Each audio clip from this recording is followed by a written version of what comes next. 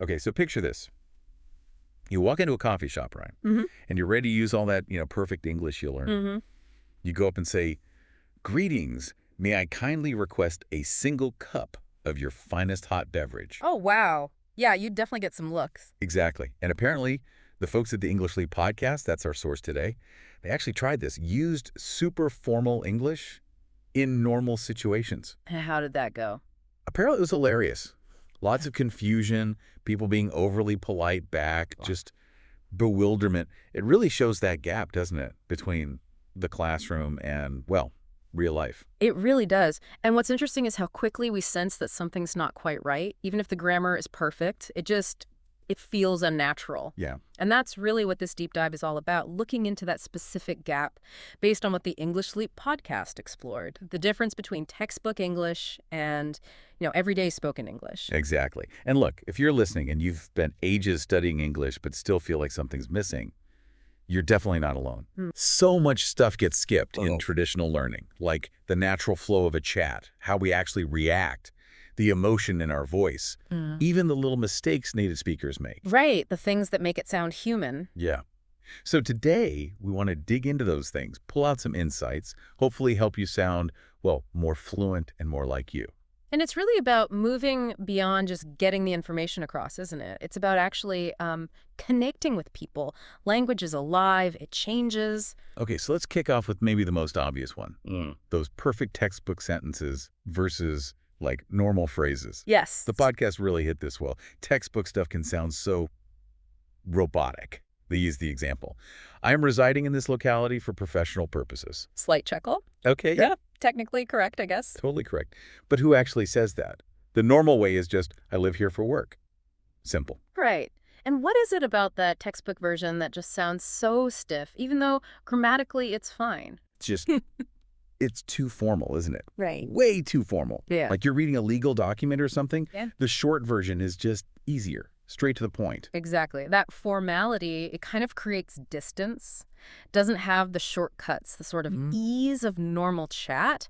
It misses contractions, the everyday words people use to build a connection. And like the podcast pointed out, we're often taught English to pass exams, right? And exams love that formal structure. Yeah, definitely. But that's not the same as learning how to actually, talk to someone. Right. It's not about using the biggest words you know. It's about being clear. If you use 10 words when 3 will do, like for I'm hungry, it's just tiring, not impressive. The podcast suggested a really good tip. Just watch and copy how people talk on TV shows or in vlogs. It really helps shake off that stiffness. That's a really good point about how we learn. It suggests that, just being immersed in it, hearing natural speech constantly is probably way more effective for conversation than just drilling grammar rules by themselves. Oh, totally. You pick up so much just by listening and sort of mimicking. And speaking of sounding human, let's talk about tone of voice. This was a big one for the podcast for me. Ah, yes. Crucial. They basically argued tone matters way more than grammar in getting your message across. And it makes sense, right? You could say thanks 3 times. Completely different tones, totally different meanings. Genuine thanks. Just acknowledging something or like dripping with sarcasm. Absolutely. It's amazing how much we convey just with the pitch and the feeling in our voice. The same words can mean opposite things. Yeah. And schools often focus so much on the dictionary definition, the grammar accuracy. They kind of miss this whole layer of how we actually communicate emotion. So true. Like a flat mumbled thanks versus a bright, cheerful thanks. Yeah. Worlds apart. The podcast called Tone, the secret sauce. Huh, I like that. It's what adds the warmth of the annoyance or excitement. You could have perfect grammar but sound totally cold if your tone's off. They told this little story about texting, I understand, and the other person thinking they were angry. Oh, I can see that happening. Text is tricky. Right. But then they sent a quick voice note. Same words, but you could hear the smile on their voice, basically. Changed everything. Tone just makes language feel alive. It really shows the limits of just writing, doesn't it? And how much richness the voice adds. The potential for mix-ups in texts or emails where you don't have tone really hammers home how important it is in spoken English. And you know what else makes English feel alive? Actual reactions. Not just those, like standard textbook answers. Ah, yes. Moving beyond the script. Exactly. Textbooks teach you, do you like movies? Answer, yes, I do. which, okay, fine, it's correct. But as the podcast said, where's the feeling? Right. It's very neutral. Real people say stuff like, yeah, for sure, or, ooh, I'm obsessed, or maybe, depends what kind of movie. Those are great examples. And why do you think those kinds of natural reactions make someone sound more, well, fluent? They just, they open the door for more conversation, don't they? They feel real spontaneous, maybe a bit playful, not like you're reading lines. The podcast hosts were saying that learning and using these natural reactions was a huge step for them. When they started dropping in things like, no way, or that's wild, people actually noticed and complimented their English. Interesting. It's about being in the moment, reacting for real, not just giving the correct answer. Exactly. It links back to that idea of genuine communication. Reactions show you're listening, you're engaged. They put your personality into it, makes it more dynamic, more human. Okay, so we've talked about things to do. What about something schools often tell us not to do? Let me guess. Fillers. You got it. Those little hand maze, we were always told, cut those out, sound more fluent. Right. That's the classic advice, isn't it? Fillers often get a bad rap, seen as a sign of hesitation or maybe not knowing what to say. But as the English Leap podcast rightly pointed out, there's another side to it. Yes. They made the point that native speakers, they use fillers constantly. All the time. Can you imagine a real story without a single like or so? It would sound weirdly robotic, wouldn't it? It really would. Fillers aren't always mistakes. They're often just part of how we talk. We pause, we think, we hesitate. And honestly, that's often what real fluency sounds like. That's true. One of the hosts mentioned trying so hard to get rid of every but then realized it just felt unnatural without them. They're part of their speaking style. The key, they said, isn't like drowning in fillers, but you don't need zero fillers to sound natural. That's a really important distinction. It kind of challenges that idea that perfect, flawless speech is the only goal. Fluency is more about the rhythm, the natural flow, and sometimes, a little pause. And it actually makes it sound more real, like you're thinking on your feet, not just reciting something. And thinking on your feet in different situations. Yeah. Let's talk context. Because schools might teach us what to say, but they often miss the when and how. Oh, absolutely. Huge difference. Like, how do you do? Technically a greeting, right? Yeah. But use that at a casual party, as the podcast joked, and people will look at you like you just beamed in from Downton Abbey. Chuckles. Exactly. It's about knowing what's appropriate for the situation. What works in a formal meeting is totally wrong for hanging out with friends. That's sociolinguistics, basically. Right. Or that other classic, it's a pleasure to make your acquaintance. Oh, yeah. Very formal. Totally fine for maybe a job interview, maybe meeting royalty. But say the meeting your mate's friend at a pub. Super awkward. Too stiff. Definitely. Real English just changes so much depending on where you are, who you're with, the whole vibe. You talk differently to your best friend than your boss, obviously. Of course. One of the podcast hosts told this funny story about saying to a classmate, "It's been a while since we last interacted." Oh, no. And the classmate just stared and was like, "Did you just say interacted?" Context is everything. It really is. It underlines how important it is to develop that pragmatic competence. Knowing how to use the language appropriately in different social settings, it's more than just vocabulary lists. You need to know how words work in the real world. Okay, and linking to that real world idea, idioms. This is a big one for me because textbooks often mention them, but kind of badly. Yeah, they can be tricky the way they're sometimes taught. The podcast felt the same. Yeah. They mentioned learning break a leg, which means good luck, obviously. Right, counterintuitive. But the way it was explained felt so dry, like decoding some ancient puzzle. And what's fascinating about idioms is they often make zero sense literally. You just have to know them culturally. And textbooks sometimes don't really show you how often native speakers actually use these things. Totally. And crucially, nobody teaches you how to use them naturally. So you just end up avoiding them because you're scared of sounding weird. Meanwhile, native speakers are casually saying, "I'm beat" for tired, or "that's a red flag for a warning sign," and you're just lost. Idioms add so much color. Without them, English can sound a bit gray. That's a good way to put it. The podcast mentioned one host not getting "I'm down" until they heard a YouTuber say it casually in a vlog. Just meant, "Yeah, I want to." Right. Simple meaning, but idiomatic. Nobody in class ever said, "I am down to attend the event."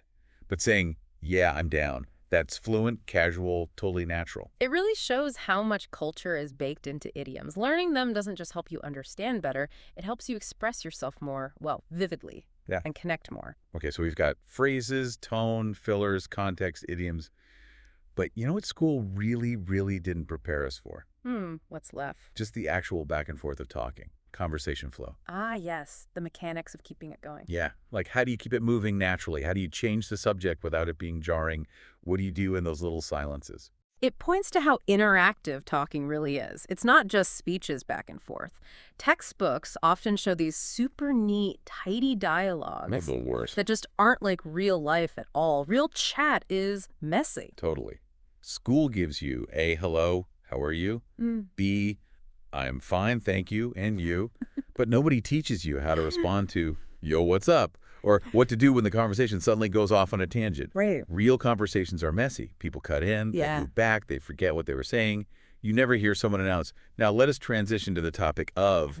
Chuckles. No, thankfully not. It took one of the podcast hosts ages, they said, to learn how to jump in smoothly with things like, oh, by the way, or speaking of that, those little phrases are gold. They really are. They're like conversational WD-40, they smooth out the transitions. Learning those unscripted bits makes a huge difference in feeling confident and, like, actually participating. And participation means sometimes you mess up. Let's be real. Oh, yeah.